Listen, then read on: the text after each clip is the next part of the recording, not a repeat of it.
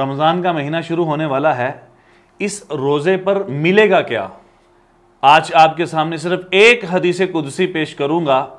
اللہ اکبر، حدیث میں آتا ہے کہ اللہ جل شانہ رمضان کے روزوں کے بارے میں ارشاد فرماتے ہیں کہ الصوم لی وانا اجزی بہ۔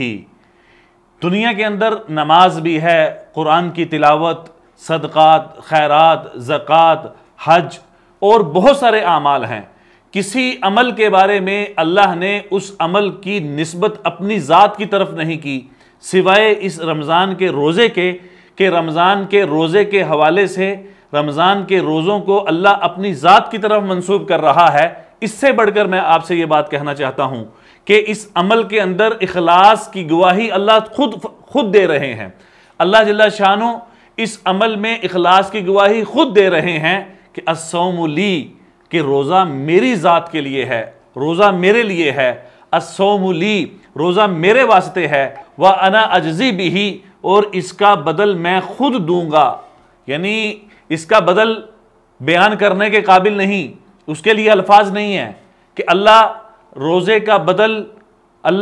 کا بدل دینے کے لیے بس یوں فرما رہے ہیں کہ اس کے اوپر ملے گا کیا، تم میری ذات پر چھوڑ دو۔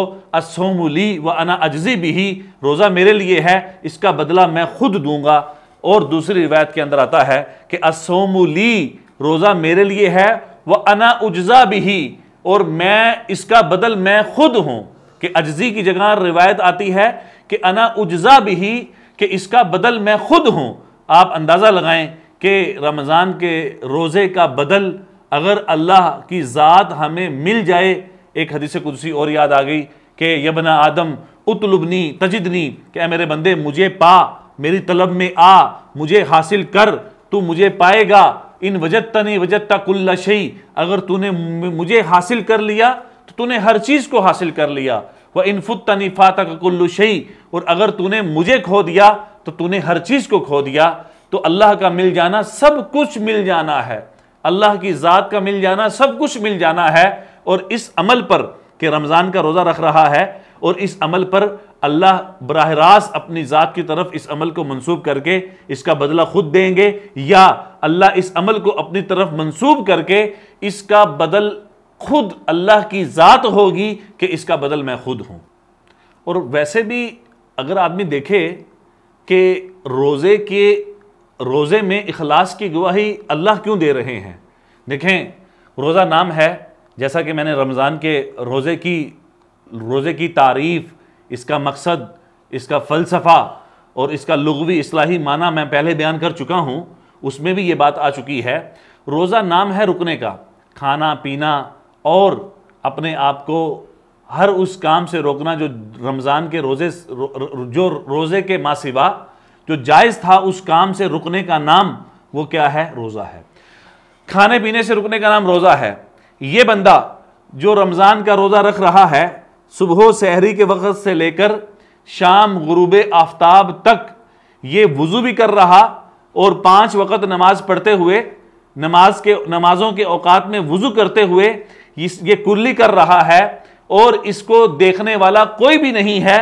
اگر یہ چاہے تو یہ کلی کرتے ہوئے اپنے خشک گلے کو تر کر لے، تھوڑا سا پانی اندر لے جائے، لیکن کس طاقت نے اور کس چیز نے اس کو کھانے سے بھی روکا، پینے سے بھی روکا، اور اس کو احتیاط کرنے کے لیے تیار کیا، آمادہ کیا کہ کہیں میرا روزہ خراب نہ ہو جائے۔ نظروں کی بھی حفاظت کر رہا، یہ اپنے حلال، اس کا بیوی کے ساتھ ملنا حلال، یہ اس سے بھی بچ رہا، اور یہ کھانے سے پینے سے بچ رہا کہ میرے اللہ کا حکم ہے کہ میں شام تک ان چیزوں کے قریب نہیں جاؤں گا۔